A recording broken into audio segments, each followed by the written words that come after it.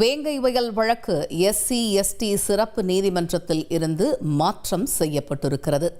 இது குறித்த முழு விவரங்களை அறிவோம். எமது செய்தியாளர் சுந்தர் இணைகிறார். சுந்தர், வணக்கம். தற்பொழுது வேங்கை வயல் வழக்கு SC/ST சிறப்பு நீதிமன்றத்தில் இருந்து மாற்றம் செய்யப்பட்டிருப்பதாக அறிகிறோம். இது குறித்த முழு விவரங்கள் என்ன? விரிவாக விவரிங்க.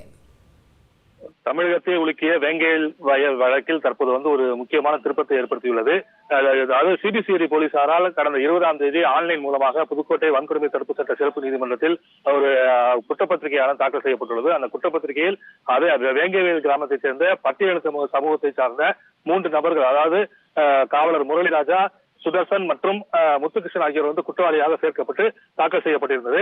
இந்த நிலையில்தான் புதுக்கோட்டை நீதிமன்றத்தில் விடுதலை சிறுத்தை கட்சி சார்பில் அதாவது இந்த வேங்கை வயல் வழக்கு தொடர்பாக முதலாக நீதிமன்றத்தில் புகார் அளித்த கனகராஜ் என்பவரிடம் இது குறித்து விசாரணை நடத்தவில்லை. அவருக்கு குற்றப்பத்திரிகை நகலும் தாக்கல் செய்யப்படவில்லை. அதே போன்று குற்றப்பத்திரிகையில் பல்வேறு முரண்பாடுகள் இருப்பதால் அந்த குற்றப்பத்திரிகையை ரத்து செய்ய வேண்டும் என்று தாக்கல் செய்யப்பட்டிருந்தது. அதே போன்று சிபிசிஐடி தரப்பில் அதாவது வன்கொடுமை தடுப்பு சட்ட சிறப்பு நீதிமன்றத்தில் பிரிவின் கீழ் இந்த வழக்கானது ஏற்கனவே பதிவு செய்யப்பட்டிருந்தது. ஏனென்றால் அந்த குற்றவாளிகள் பட்டியலினத்து சமூகத்தை சேராதவர்களாக இருக்கலாம் என்ற சந்தேகத்தின் பேரில் அந்த வழக்காக பட்டியலினத்து SC/ST பிரிவு வழக்கு தொடரப்பட்டது. ஆனால் குற்றப்பத்திரிகையில் நாங்கள் விசாரித்ததில் குற்றப்பத்திரிகையில்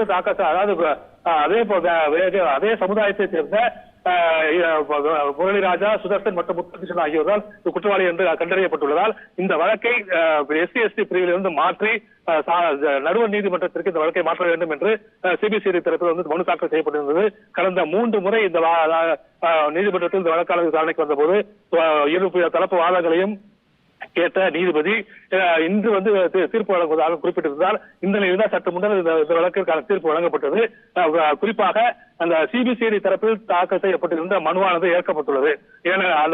அதன்படி இந்த வழக்கானது பட்டியலினத்து மக்கள் சிறப்பு நீதிமன்றத்திலிருந்து நீக்கப்பட்டு சாதாரண வழக்கு, அதாவது நடுவர் நீதிமன்றத்திற்கு இந்த வழக்கானது மாற்றப்பட்டுள்ளது. இதன் பிறகுதான் அது JM1 இருக்கலாம், JM2 இருக்கலாம், CGM இருக்கலாம், அந்த நீதிமன்றம் முடிவு செய்வதை பொறுத்து அந்த வழக்கு அங்கு நடத்தப்படும். இதே போன்று விடுதலை சிறுத்தை கட்சி சார்பில் தொடரப்பட்ட வழக்கு வழக்கு தள்ளுபடி செய்யப்பட்டுள்ளது.